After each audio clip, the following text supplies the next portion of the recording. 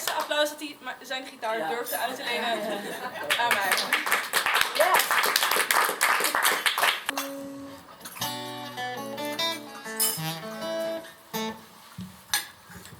Nou, hij doet het in ieder geval nog wel. Dus dat is goed. Ja. Ja,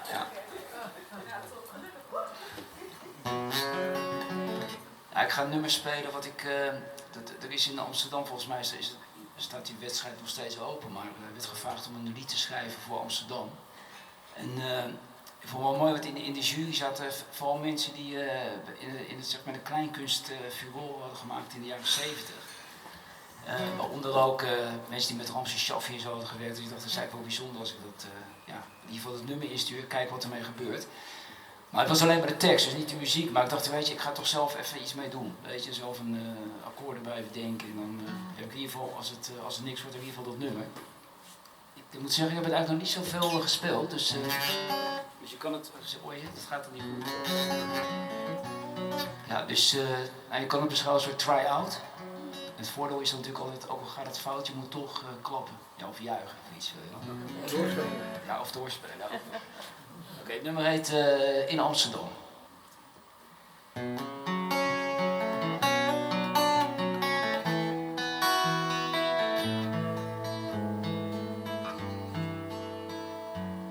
Alleen in Amsterdam, net als op die foto, zo kleurloos grijs geschoten. Een gracht, een boom, het water, een omgevallen fiets. En op die brug een man, die alleen in Amsterdam.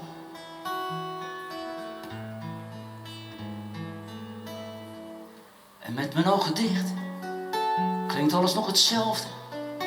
Hoor ik nog dezelfde klokken van de Westertoren. En ook nog de duiven, ze klinken als ze klonken. Net als op die foto, zo kleurloos grijs geschoten.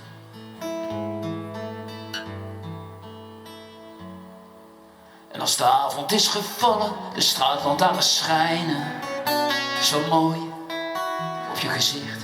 En ik hoor alleen je stappen nu je bent gestopt met praten. En ook in de stilte, de geluiden van de stad. En met mijn ogen dicht, klinkt alles nog hetzelfde. Hoor ik nog dezelfde klokken van de Westertoren. En ook nog je stappen, ze klinken in het donker.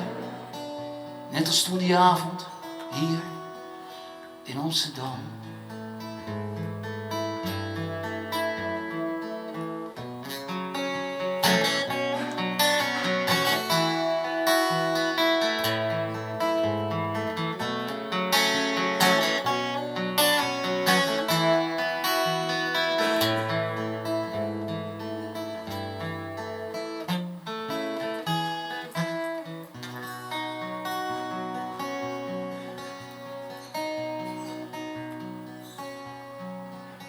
En ik kan geen afscheid nemen, maar ik ben hier niet alleen. Ik loop wat door de straten langs herinneringen. Ik struikel over stenen van een ver verleden, zodat we niet vergeten dat zolang we samen zijn. En met mijn ogen dicht klinkt alles nog hetzelfde. Hoor ik nog diezelfde klokken van de Westertoren. En we zullen hier niet zwichten, we zullen niet verliezen. Het vuur zal blijven branden, omdat we samen zijn. In Amsterdam.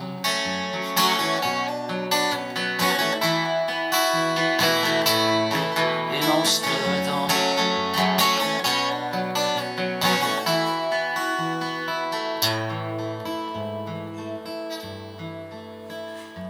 En als de avond is gevallen en de straatlantaarns schijnen, zo mooi op je gezicht.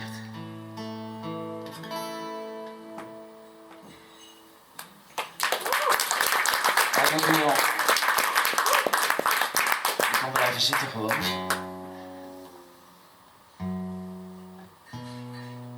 Ik moet hem een beetje stemmen af en toe, hè, want... Ja, ik heb ook gespeeld. Ja. Ja. Sorry.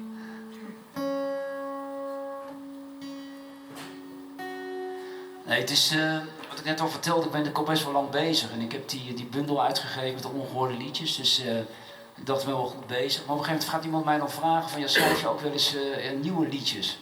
Nou ja, op zich wel. Alleen ik denk van, het heeft het eigenlijk om verzin. Weet je, overal waar ik kom, voor iedereen is dat telkens weer een nieuw liedje. Dus waar doe je het dan eigenlijk voor? Maar goed, ik dacht toch, misschien doe ik het verkeerd. Dat kan ook nog natuurlijk, hè? Dat je het anders moet doen. En toen dacht ik aan een verhaal wat ik had gehoord van ooit tot Paul McCartney van de Beatles. Die werd thuisgebracht door een taxi. En hij had een beetje met die man een babbeltje van hoe zijn week was geweest. Nou, die man zei, ja, het was heel druk geweest, zo druk. Het leek wel 8 days a week.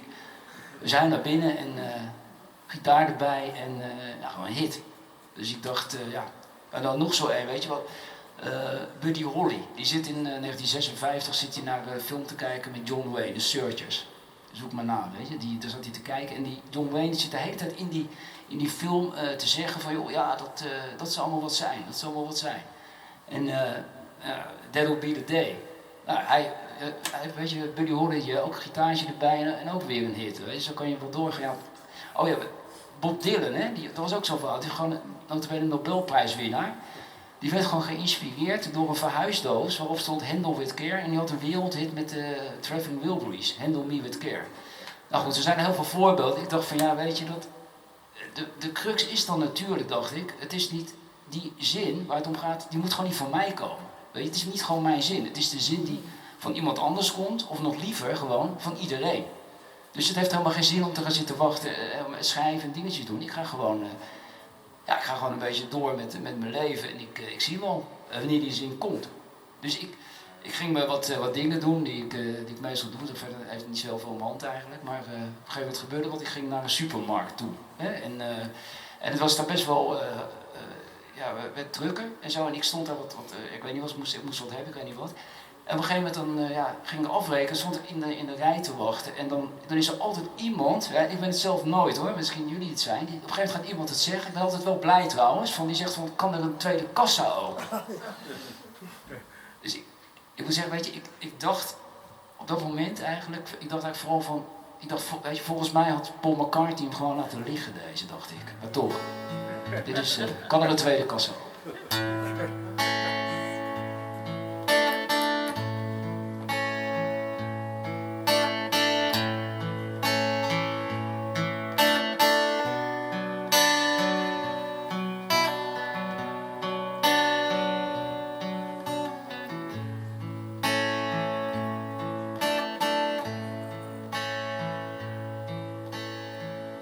Ik sta te wachten in een rij.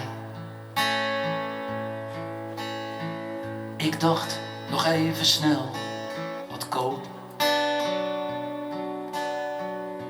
Ik sta te wachten in een rij en denk dan, ben ik nog wel blij met hoe mijn leven is gelopen.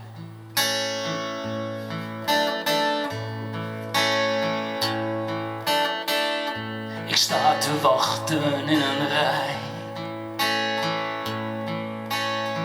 Ik dacht nog even snel wat halen.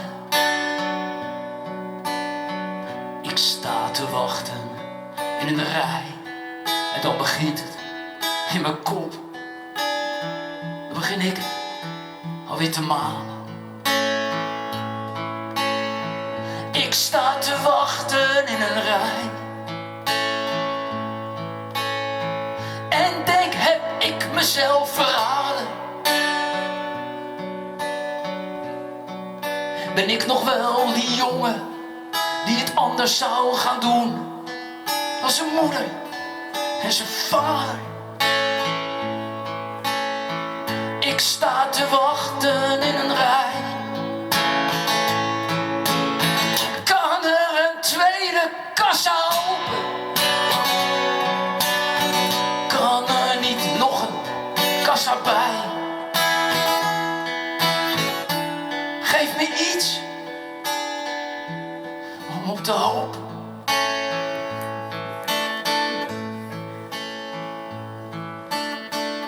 Ik sta te wachten in een rij. En als ik wacht, dan ga ik malen. Dan denk ik, heb ik het wel goed gedaan. En al die anderen niet veel beter. Ik hoor van jullie alleen maar succesverhalen. Ik sta te wachten in een rij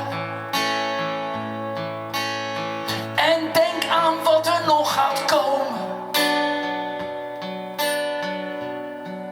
Of is het al geweest als herinnering verpakt en heb ik alleen nog maar mijn dromen.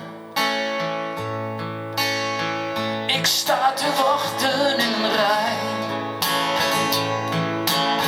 Kan er een tweede kassa op? Kan er niet nog een kassa bij? Geef me iets om op te hopen.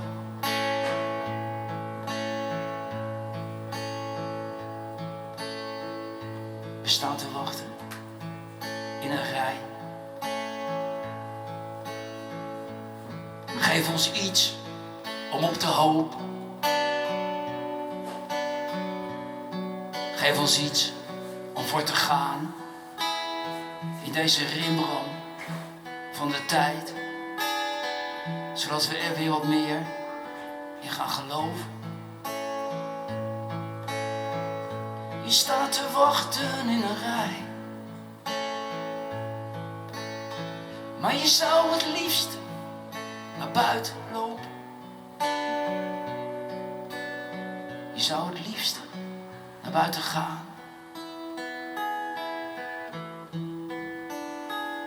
zonder iets te kopen.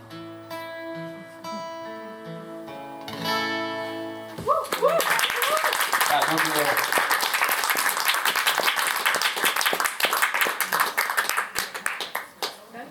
Dankjewel. En je bundel kunnen we dus kopen via jou? Ja, als je zoekt op, ik heb ook wel een visitekaartje, dan kan je me wel een beetje googlen, maar Boekscout staat hier. Via Boekscout. Dus check Boekscout of loop even naar Maarten en fix dat visitekaartje, want dat wil je gewoon hebben. Ja toch? Ik bedoel, het is gewoon, het is gewoon een leuke man toch? Die wil je gewoon hebben, ja. Ik snap